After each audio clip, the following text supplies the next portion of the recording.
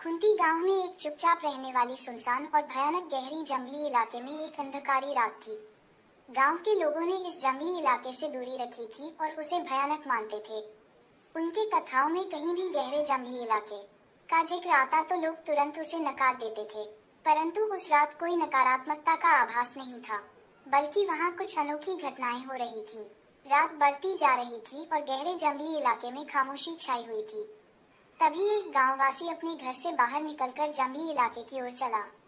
उसका नाम राहुल था। राहुल बहुत जिज्ञासु था और उसे वह इलाका खुद देखना था।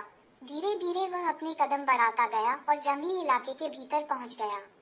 जब राहुल ने इलाके की तलाश की तो उसने एक पुरानी और छिपी हुई बनवासी इमारत देखी। वह बड़ी भयानक लग रही थी और उसे देखकर राहुल के हृदय में भय की अनुभूति हुई। परंतु उसकी जिज्ञासा उससे आगे बढ़ गई और वह उस इमारत के पास पहुंचा। राहुल ने अंदर घुसते ही एक अजीब सी सुरंग देखी। वह सुरंग उसे इमारत के भीतर ले जाती थी। राहुल की रोकती कोई ताकत नहीं थी और वह सुरंग में चल डाला। सुरंग के अंदर राहुल को अचानक एक अंधेरे कमरे में ले जाया गया।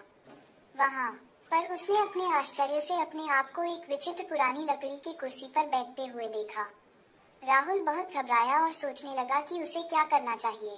तभी वह कुर्सी एक आवाज देने लगी, तू क्यों यहाँ आया है? राहुल की आंखों से आंसू निकलने लगे और वह चिल्लाते हुए कहने लगा, माफ करें, मुझे जानकारी नहीं थी कि यहाँ कोई है। नहीं, यहाँ से जाते हैं, कुर्सी ने एक शर्मसार आवाज में कहा।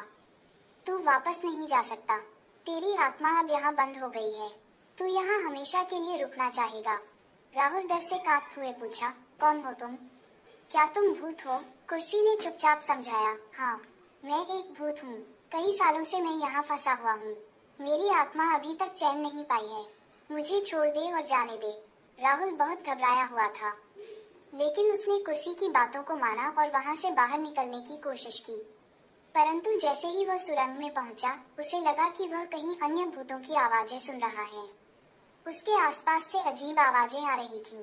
दरवाजों की खड़कान, लड़ाई की चीखें और विलापों की गुहारें। राहुल को बहुत डर लग रहा था। वह जिद्दी करते हुए और अपनी माँ की याद आती हुई एक मंत्र याद करके उसे जपने लगा। धीरे धीरे भूतों की आवाजें कम होने लगीं और उसके चारों ओर की घटनाएं बंद हो गईं। राहुल तेजी से सुरंग से बाहर निकला और अपने गांव की ओर चल पड़ा। जब वह अपने घर पहुंचा तो उसने देखा कि सभी लोग चिंताग्रस्त थे और अजीब घटनाओं की बातें कर रहे थे।